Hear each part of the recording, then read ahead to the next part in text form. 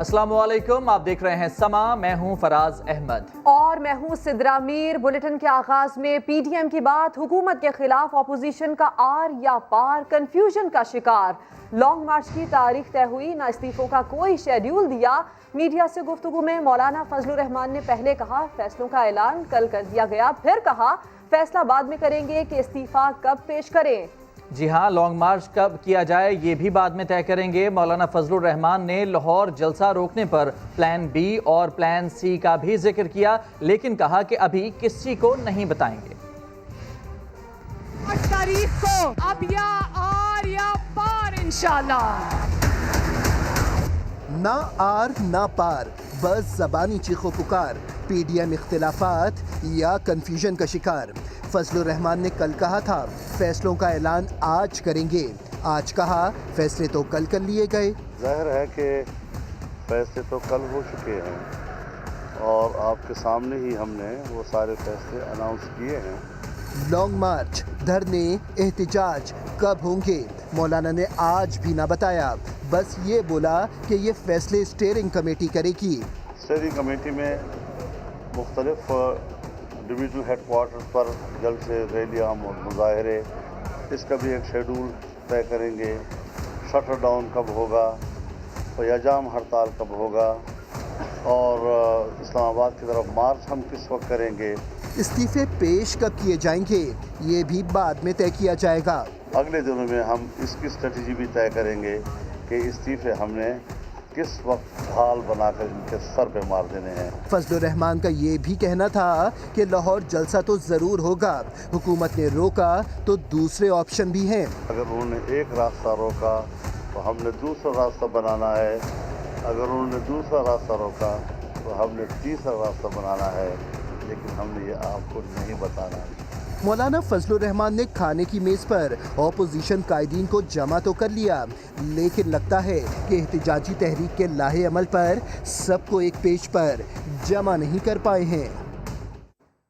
फजलुर रहमान कहते हैं कि कुछ भी हो जाए हम हुकूमत में शामिल नहीं होंगे, असम्बलियाँ तोड़वाकर नए इंतखाबात करवा कर रहेंगे।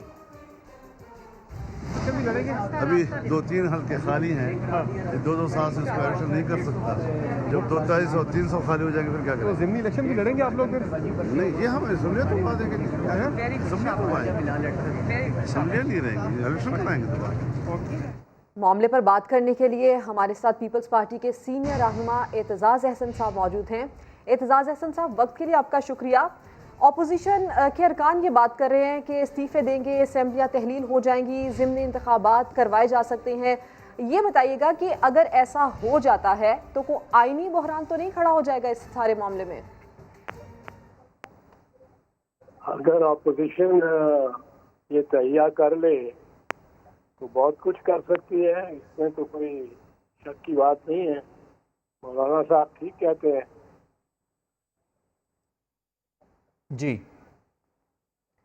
एतजाज़ अहसन साहब, आप ये समझते हैं कि ऐसा हो सकता है?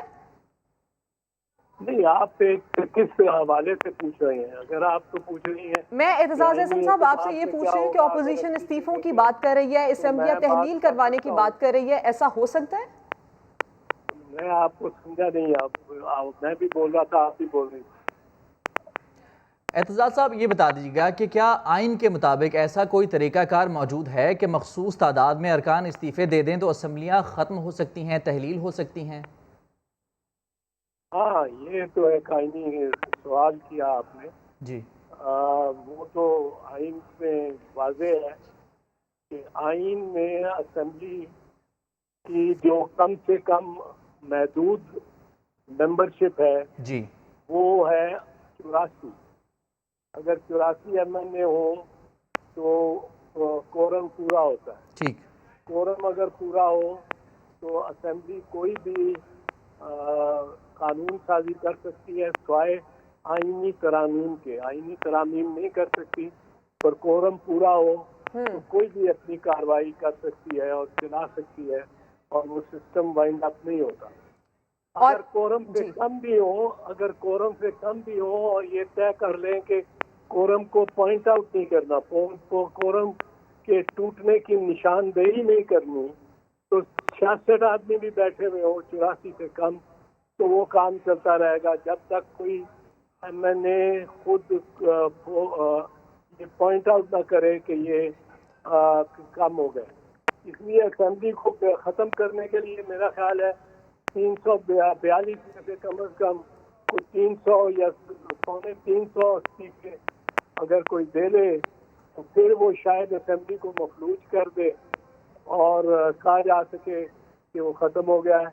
पर उसके बाद ये एक इलेक्शन होगी, अगर बाई इलेक्शन होगी तो बाई इलेक्शन को मुस्लिम लीग नवाज के स्पीकर याद सादिक साहब ने ये एक मिसाल कायम की है कि बाई इलेक्शन फौरन ना हो, एक साल ना हो, वो उस पर बैठे रहें, फैसला करते रहें। तो वो अगर स्पीकर बाई इलेक्शन ना होने दे और या किस्तों में बाई इलेक्शन करे, किस्तों में वो मंजूर करे इस्तीफे, तो फिर वो कोई बहुत बड़ी इलेक्शन भी नहीं यकदम होती, किस्तों में होगी इलेक्शन।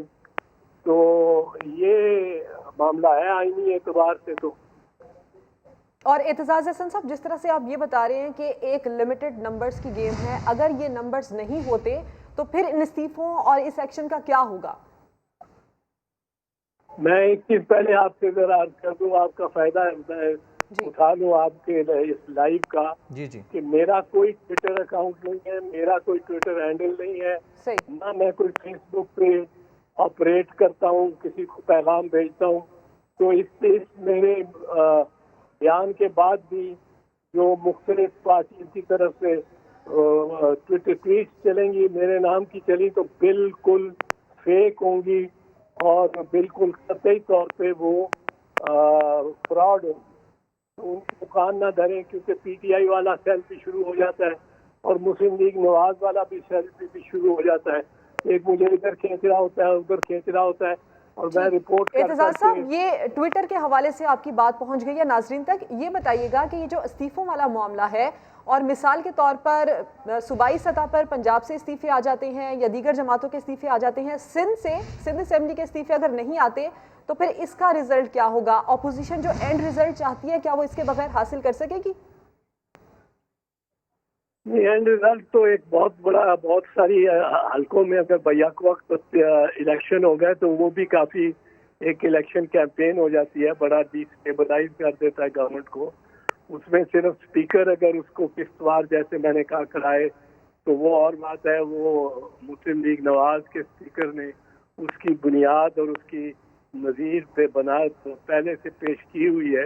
बाकी रही बात ये कि पाकिस्तान पीपल्स पार्टी और Sindh government, Pakistan peoples party की तरफ से बहुत बड़ी कुर्बानी होगी सिंध गवर्नमेंट छोड़ना। हम वहाँ अभी तो लगता है ना कि काम नहीं कर रहे, प्रोपेगेंडा काम नहीं कर रहे।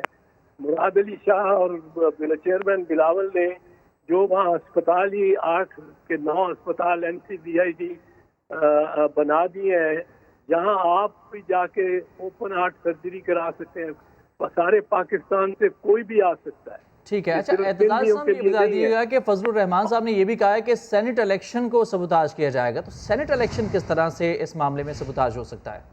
नहीं, सेनेट इलेक्शन को सबूताज नहीं होते।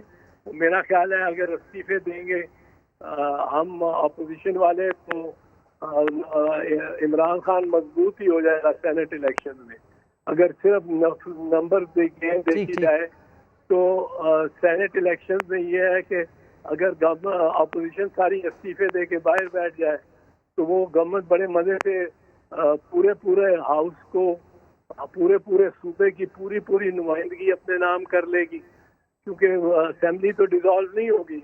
असेंबली तो अगर सिंध की असेंबली डिसॉल्व कर दी, हमने पीपल्स पार्टी से कहा गया कि आप करें, तो पीपल्स पार्टी वहाँ भी जो वहाँ रुक जाएगा सिंधी सेनेटर का इलेक्शन, वो रुक जाएगा। वहाँ कोई केयर टेकर इलेक्शन करा रहा होगा।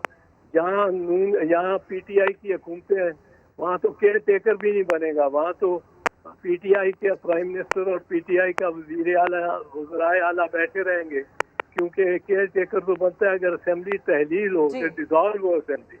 अगर असेंबली डिसॉल्व ना हो और 10, 20, 30, 40, 50, 100, 150 इस्तीफे आ जाए और इस्तीफे भी स्पीकर के पास जाएं और स्पीकर भी मंजूर कर ले उनको, तो फिर इलेक्शन एक होता है, आइन के तहत जरूरी है। और उसमें अगर इकट्ठा इलेक्शन करा देगी पीटीआई एकदम ही सब हलकों में, तो फिर उसके लिए हैंडल करना मुश्किल होगा।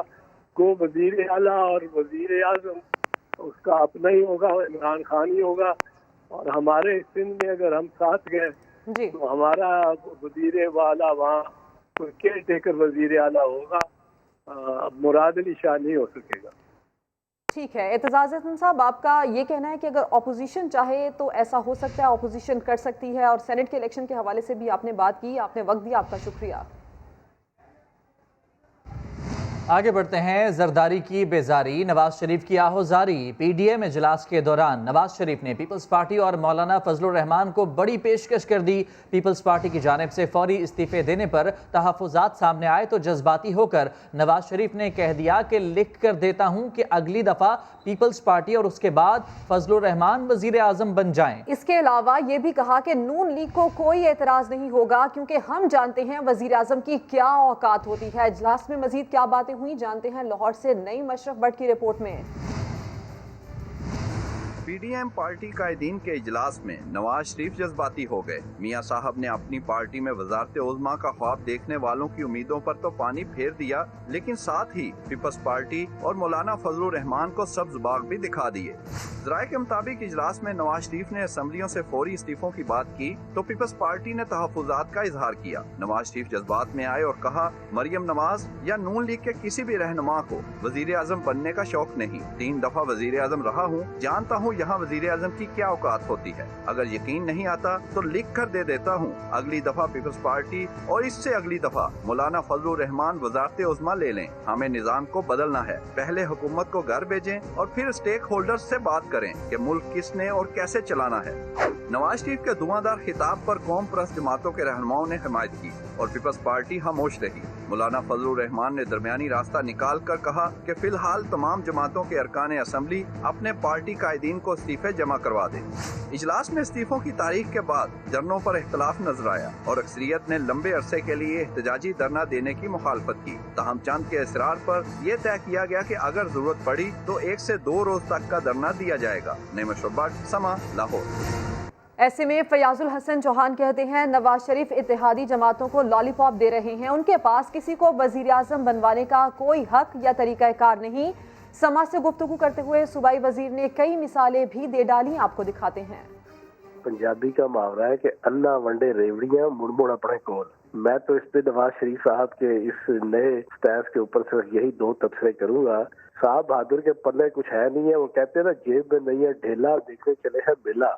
इनके पल्ले कुछ है नहीं है, खुद मुजरिम है, सजा याफ्ता है। दिल की बात लब पे आ गई है। इनको इमरान खान साहब से और पीटीआई से खौफ है कि अगर ये 5 साल पूरे कर गए तो इन्होंने मुल्क की हालत कोई ऐसी बना देनी है कि लोगों ने एप्रिशिएट करना है। मौलवी फजलुर रहमान साहब को भी लॉलीपॉप दे रहे हैं, जिसकी बेचारे की 40 साल पुरानी ख्वाहिश है कि किसी तरीके से मैं वजीर आजम बन जाऊं। सुना है हुकूमत गिराने की तहरीक पर कॉम्प्रोमाइज करने पर वजीर आजम बनाने की पेशकश की गई है। समा के सवाल पर फजलुर रहमान बोले, कोई माकूल बात किया करो, इस तरह की गोलमोल बातें सियासत में नुकसान पहुंचाती हैं।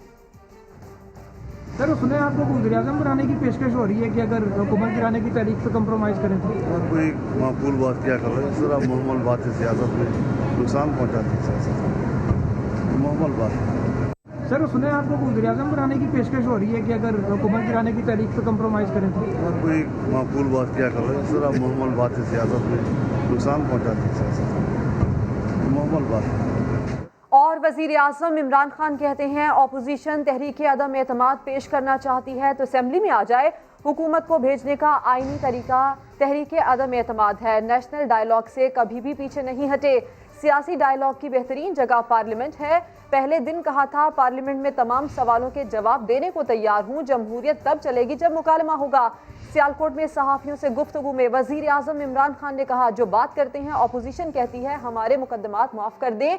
ऑपोजिशन रहनुमाओं के खिलाफ मुकदमात उन्हीं के दौर में बनाए गए। इसहाक डार, नवाज शरीफ के बच्चे और दामाद सब गुज़श्ता दौर में भागे हैं। इसी पर बात करते हैं। अब्बास शबीर हमारे साथ हैं। अब्बास, वजीर आजम ने एक बार फिर से पेशकश कर दी कि सवालों के जवाब में देने के लिए तैयार हूं, आप लोग आ जाएं।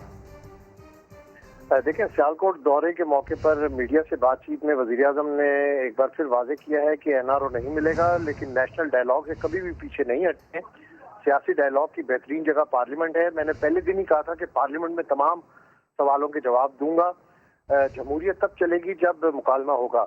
जो बात करते हैं अपोजिशन कहती है कि हमारे मुकदमात माफ करें। अपोजिशन रहनुमाओं के खिलाफ मुकदमात उन्हीं के दौर में बनाए गए हैं। ये भी वजीर आजम ने कहा कि इसहाक डार, नवाज शरीफ के बच्चे, दामाद सब गुज़िश्ता दौर में बैरून भागे हैं। हमें कोई मसला नहीं है, हर इशू पर बात करने को तैयार हूँ, लेकिन किसी सूरत भी NRO नहीं दूंगा और ना ही NRO पर बात करूंगा। हम करप्शन मुकदमात माफ नहीं कर सकते। हमारी सबसे बड़ी जीत मुल्क को दिवालिया होने से बचाना है। इसमें कोई शक नहीं कर सकता कि हम पर तारीखी खसारा हमें हर शोबे में मिला। ये मुल्क को मकरूज और करके गए हैं। हमारा सबसे बड़ा चैलेंज इन हालात से निकलना था जो ये छोड़ कर गए हैं। वजीर आजम ने मईशत पर बातचीत में कहा कि बड़ी मुश्किल के बाद हमारी मईशत ऊपर जा रही है। 2 बड़े डैम्स और 2 नए शहर बन रहे हैं। मुझे सबसे ज्यादा खुशी आवाम की सेहत यानी इंसाफ कार्ड देने की है। शौकत खानम पर भी उन्होंने बात की और कहा कि उसको बनाने का मकसद गरीब का मुफ्त इलाज करना था। अपोजिशन जलसों पर वजीर आजम ने कहा कि अपोजिशन अब जलसों के अलावा कुछ भी नहीं कर सकती। ये 11 जमातें मिलकर भी तहरीके इंसाफ जितने बड़े जलसे नहीं कर सके। और अब्बास, ये भी बताइएगा कि अपोजिशन की तहरीक के हवाले से बात करते हुए वजीर आजम ने इस्तीफों वाले मामले पर कोई रद्द अमल दिया अपना? देखें, उन्होंने नेशनल डायलॉग की बात की है कि नेशनल डायलॉग अगर अपोजिशन करना चाहती है तो पार्लियामेंट में हर सवाल का जवाब देने को तैयार हूं, लेकिन किसी सूरत भी NRO नहीं दूंगा। हर दूसरी बात में वजीर आजम अपोजिशन पर ये वाजे करते हैं कि अपोजिशन जो कुछ कर रही है सिर्फ और सिर्फ NRO के लिए कर रही है, अपनी करप्शन बचाने के लिए कर रही है। और अपोजिशन इस वक्त चाहती है कि मुल्क में तसादुम हो और इंतशार फैले, जो मैं किसी सूरत भी नहीं होने दूंगा। और इसके बावजूद भी वजीर आजम ने ये कहा कि अगर सवालों के जवाब चाहिए तो वो मैं देने के लिए तैयार हूँ। पार्लियामेंट का रास्ता वजीर आजम ने एक बार फिर से बताया। अब्बास शबीर, अपडेट करने के लिए आपका शुक्रिया।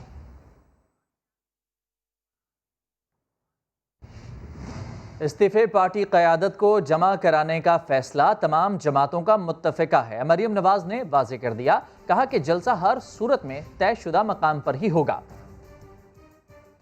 कल मौलाना साहब ने बड़ी तफसील के साथ PDM की नुमाइंदगी करते हुए और PDM को रिफ्लेक्ट करते हुए इनके डिसीजंस को उन्होंने कल ये बात बड़ी के साथ ये मीडिया के सामने बयान कर दी थी कि सबका ये मुत्तफ़िका फ़ैसला है जो PDM के सदर ने अनाउंस किया है, और वो ये है कि पार्टी क़यादत के पास तमाम पार्टीज अपने इस्तीफे जमा कराएंगे। इंशाल्लाह जलसा इंशाल्लाह वही होगा और ज़रूर होगा और इंशाल्लाह भरपूर होगा। और बिलावल भुट्टो का कहना है कि हुकूमत से निजात के लिए इस्तीफों समेत तमाम जमहूरी ऑप्शन इस्तेमाल करेंगे। सिलेक्टेड हुक्मरानों और सहूलतकारों को घर भेजने के लिए निकले हैं। उन्होंने कहा कि PDM की तमाम जमातें एक पेज और एक स्टेज पर हैं। उनका मजीद क्या कहना था, आइए सुनते हैं। सब निकले हैं इमरान खान इस सिलेक्टेड हुकूमत और उनके सहूलतकारों को घर भेजने के लिए, और उसमें पाकिस्तान पीपल्स पार्टी और मौलाना फजल रहमान साहब, मरीम शरीफ साहब और सारे जो हमारी 11 जमातें हैं, हम सब एक पेज पे है और एक स्टेज पे हैं। ठीक है। और जैसे हमने अपना APC में ऐलान किया था, हमने सितंबर 20 पे ऐलान किया था और आपके सामने अपना जद्दोजहद रखा था कि हम जलसे भी करेंगे, हम सिविल सोसाइटी से भी रब्ता करेंगे, हम एहतजाज भी करेंगे, हम सारे जमहूरी और पार्लिमानी ऑप्शंस इस्तेमाल करेंगे और हम उसमें इस्तीफ़ा भी इंक्लूड होंगे। वो तो तब से आपके सामने है। हम इस हुकूमत को घर भेजने के लिए हर हथियार इस्तेमाल करने को तैयार है।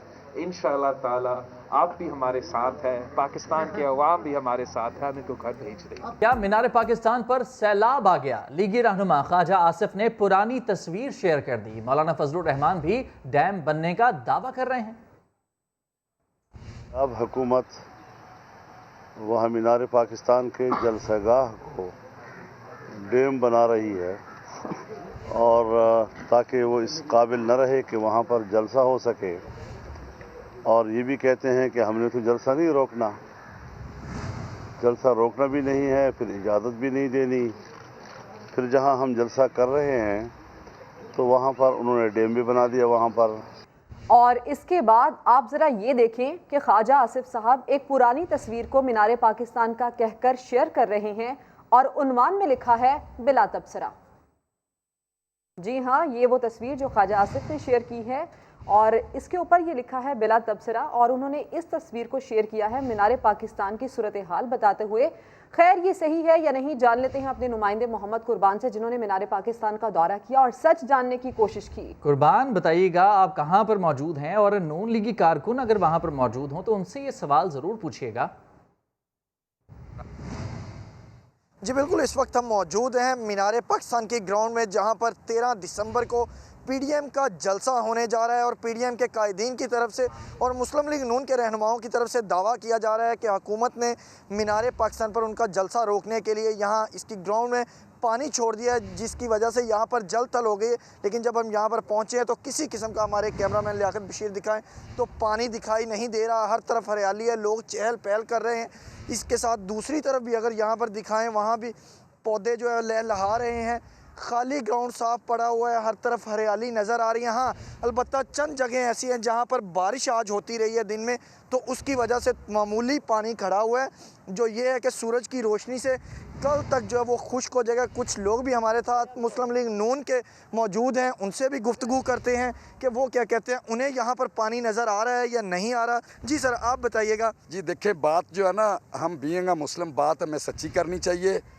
गवर्नमेंट हर किस्म के हथकंडे इस्तेमाल कर रही है जलसे आपको यहाँ पर पानी मीनार पाकिस्तान की ग्राउंड में नज़र आ रहा है? जी बिल्कुल, ये जी मैं अर्ज़ कर रहा हूँ, ये पानी बिल्कुल इन्होंने छोड़ा था, लेकिन पता नहीं किसने उनको फिर हदायत दी। शर्म आ गई गवर्नमेंट को कि यार ऐसे पानी वानी से ये रुकने वाले नहीं है लाहौर। ये आप देखें, वो पीछे ग्राउंड आपको नज़र आ रही है, इधर कैमरा ज़रा दिखाए। वो तो आज सारा दिन बारिश भी होती रही, तो उसकी वजह से भी सर ये आप जिधर खड़े हैं इतनी बारिश नहीं हुई, बारिश बिल्कुल बराए नाम थी। ये पानी छोड़ा गया था, अल्हम्दुलिल्लाह अल्लाह के फजल से, अल्लाह की मदद हमारे साथ है। ये ज़मीन इतनी ज़रखेज़ है, जिसने पानी जज़ब कर लिया, ये फिर कोई ना कोई हरकत करे। और आप यानी कि कह रहे हैं सोशल मीडिया पर जो सैलाब दिखाया जा रहा है कि मीनार पाकिस्तान आधा आधा डूब चुका है, वो तमाम फुटेजेस सच्ची हैं जो शेयर्स की जा रही हैं? अल्हम्दुलिल्लाह मीनार पाकिस्तान, हमारी ज़िंदगी ख़त्म होगी तो डूबेगा, हम नहीं डूबने देंगे। आप कहते हैं कि हुकूमत ने पानी छोड़ा, रातों रात वो ज़मीन जज़ब कर गई और उसके बाद अब ज़मीन खुश्क हो गई। जी अब खुश्क हो गई है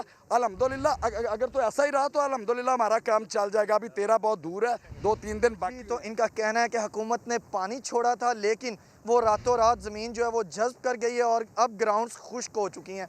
मुस्लिम लीग नून के जो कारकुन हैं उनका ये दावा है, जबकि दिन के वक्त बारिश होती रही, उसकी वजह से बाज़ ग्राउंड में थोड़ा थोड़ा जो पानी खड़ा है, लेकिन जो ज़्यादातर है वो खुश्क पड़े हुए हैं। और इनका भी यही कहना है कि, और उम्मीद कर रहे हैं कि अगर इसी तरह से मौसम रहा तो 13 दिसंबर को उनका जलसा मीनार पाकिस्तान ज़रूर होगा। जी, तो यानी जो लोग ख्वाजा आसिफ साहब का सोशल मीडिया अकाउंट देखकर ये समझना है कि मीनार पाकिस्तान का ग्राउंड जो है वो पानी में डूबा हुआ है, उनके लिए बताया जाए कि इस वक्त ये सूरत हाल है मीनार पाकिस्तान और उसके एतराफ़ की, जहाँ पर कोई पानी मौजूद नहीं है। बहुत शुक्रिया आपका कुर्बान। पीडीएम के लाहौर जलसे में साउंड सिस्टम लगाने वाले डीजे बट को गिरफ्तार कर लिया गया। पुलिस ने कार्य सरकार में मुदाखलत, नाजायज असलहा और साउंड सिस्टम एक्ट की दफात के तहत मुकदमा दर्ज कर लिया। सियासी कारकुनों का लहू गरमाने वाला पकड़ा गया, 12 बोर की बंदूक और गोलियां मिली। पुलिस का दावा, 4 मुख्तलिफ दफात के तहत मुकदमा दर्ज। डीजे बट की गिरफ्तारी मॉडल टाउन बैंक स्क्वायर से अमल में लाई गई। डॉल्फिन फोर्स और पुलिस एहलकार डीजे बट की दुकान के बाहर जमा हुए और फिर रेड हुआ। एहलकारों और मुलजम डीजे बट में बहसो तकरार हुई, जिसके बाद डीजे बट को गिरफ्तार करके थाने मुंतकिल कर दिया गया। डीजे बट सब के सब पूरे हाथों के ऊपर, बाजू के ऊपर रैशेस बने हुए हैं, घसीटते लेके गए हैं और जब इधर लेके आए पाँव में जूता नहीं था। पुलिस का दावा है कि साउंड सिस्टम एक्ट की खिलाफवर्जी पर एहलकारों ने छापा मारा। आसिफ उर्फ डीजे बट ने मुजाहमत की। तलाशी के दौरान 12 बोर की बंदूक बरामद हुई। डीजे बट इससे कबल 2014 में भी गिरफ्तार हुए, जिसकी मुजम्मत मौजूदा वजीर आजम इमरान खान ने भी की थी। कैमरामैन अजहर इकबाल और साथी रिपोर्टर जहांगीर खान के साथ रियाज अहमद, समा, लाहौर।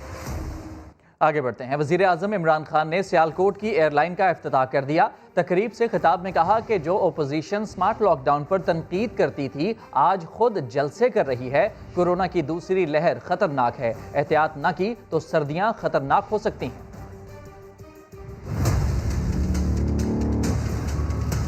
ऑपोजिशन जो मेरे ऊपर तनकीद कर रही थी कि मैं पूरी तरह लॉकडाउन नहीं कर रहा और हिंदुस्तान की मिसाल देती थी कि नरेंद्र मोदी ने देखें कितना ज़बरदस्त हिंदुस्तान में लॉकडाउन किया, वही आज जलसे जुलूस करते फिरते हैं जबकि कोरोना के केसेस बढ़ रहे हैं। और हम बार बार लोगों को कह रहे हैं कि ये सर्दियां अगर हमने ये सही माने में एहतियात ना की, ये सर्दियां बड़ी मुश्किल हमारे लिए होंगी। जिस तरह सारी दुनिया में आप देख लें, हम सिटी गवर्नमेंट्स लेके आ रहे हैं और पहली दफ़ा पाकिस्तान की तारीख में जो सिटी गवर्नमेंट बनेगी वो डायरेक्ट इलेक्शन से मेयर इलेक्ट होगा। ये जिस तरह के लंदन मेयर होता है, जिस तरह के पेरिस में होता है, जिस तरह न्यूयॉर्क का मेयर होता है, उसी तरह एक मॉडर्न मेट्रोपॉलिटन सिटी का एक सेटअप लेके आ रहे हैं।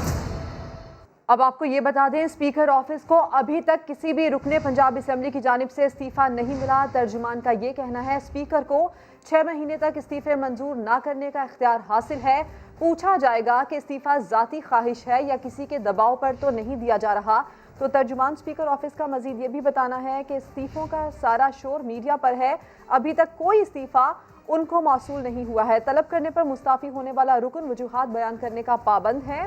6 माह के दौरान स्पीकर मुस्ताफ़ी होने वाले रुकन को तलब भी कर सकता है और पूछा जाएगा कि इस्तीफा ज़ाती ख्वाहिश है या किसी के दबाव पर तो नहीं दिया जा रहा।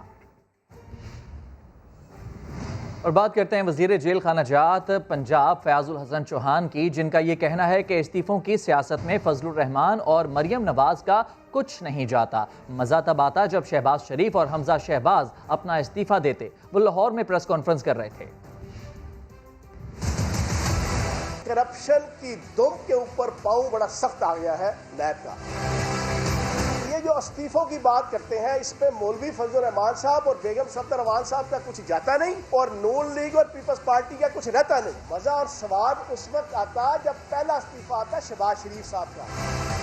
हमजा शहबाज साहब ने अपनी दादी मोहतरमा के जनाजे के दूसरे दिन बेगम सफदर अमान साहिबा से तल्ख कलामी करते हुए उनसे इस्तीफा मांगा है। ये सारे के सारे जो है वो एहतसाब की टकटकी के ऊपर लटके हैं और लटके उस दौर के अंदर है जिस दौर के अंदर हुकूमत ने और प्राइम मिनिस्टर साहब ने नैब को अपने घर का जाती मुलाजिम बनाने की कोशिश नहीं की। मौलवी फजलुर रहमान साहब सबसे पहले गिरफ्तारी देंगे तो उनको इस आइडियालॉजी और स्कूल ऑफ थाट को हम मानेंगे कि जेल भरो तहरीक। आप गिरफ्तारी पेश करें, पंजाब के अंदर करेंगे तो जनाब बेगम रहे। जेलों के अंदर सारी इंतजामिया माही आवेगा तो फुला नाल धरती से जावांगी कि मजदाक आपका इंतजार करेंगे। आपकी लस्सी का, आपकी हलवा पूड़ी का, आपकी हर चीज़ का जरा कोशिश करेंगे कि ख्याल रखें।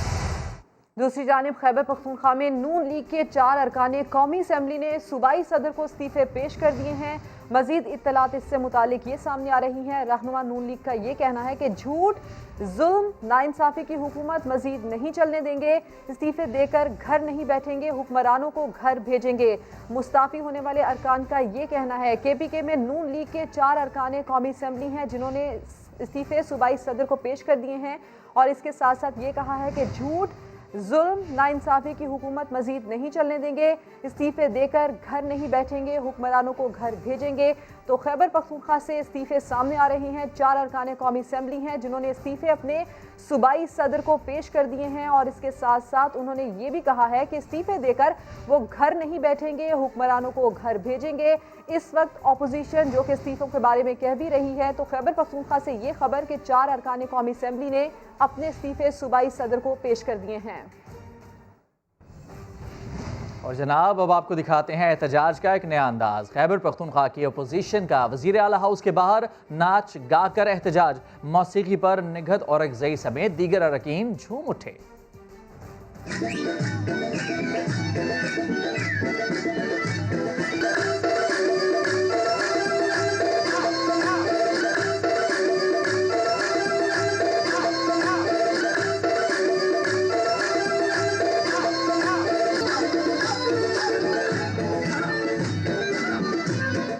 कहीं नाच गाकर एहतजाज तो कहीं दावतें। जमीयत उलमा इस्लाम के सरबराह मौलाना फजलुर रहमान के घर पर PDM रहनुमाओं की पुरतकल्लुफ ज़ियाफ़त, अवाम की खातिर सियासी खिचड़ी पकाई और ख़ुद मटन कढ़ाई उड़ाई।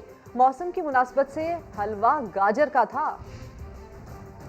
JUI सरबराह फजलुर रहमान ने आज फिर PDM रहनुमाओं को इस्लामाबाद में अपने घर बुलाया और बहुत ही पुरतकल्लुफ दस्तरखान लगवाया। फिर सब ने मिलकर अवाम के लिए खूब खिचड़ी पकाई। लेकिन खुद पुरतकल्लुफ दावत उड़ाई।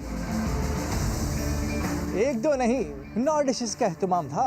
मटन चाप, मटन कढ़ाई, मटन मटका बिरयानी और पालक पनीर मेन्यू का हिस्सा थे। ग्रिल्ड झींगे, चटखारा दाल और मछली से भी मेहमानों की तवाज़ुन की गई। फ्रेश सलाद और कोल्ड ड्रिंक से भी मेहमानों को ताज़ा दम रखा गया। मीठे में मौसम की मुनासिबत से गाजर का हलवा पेश किया गया। फ्रूट राइफल भी मीठे में शामिल था। इस खास पुरतकल्लुफ ज़ियाफ़त में गरीब आवाम के मसाइल पर सेर हासिल गुफ्तगू हुई और आइंदा के लाहे अमल पर गौर किया गया। तो मुल्क के बालाई इलाके बर्फबारी के बायस सर्द हवाओं की लपेट में हैं। आज़ाद कश्मीर के पहाड़ों पर सफ़ेदी से मनाजिर दिलकश हो गए। आज़ाद कश्मीर के पहाड़ों पर सफ़ेदी के खूबसूरत मनाजिर। 3 रोज से जारी वक्फे से बारिश और बर्फबारी ने मौसम मजीद सर्द कर दिया। दीर के बालाई इलाकों कुमराट, लवारी टनल और गिरदोनवा में हल्की बर्फबारी रिकॉर्ड की गई। नथिया गली, अयूबिया, ठंडियानी और एबटाबाद में हल्की बारिश से मौसम खुशगवार है।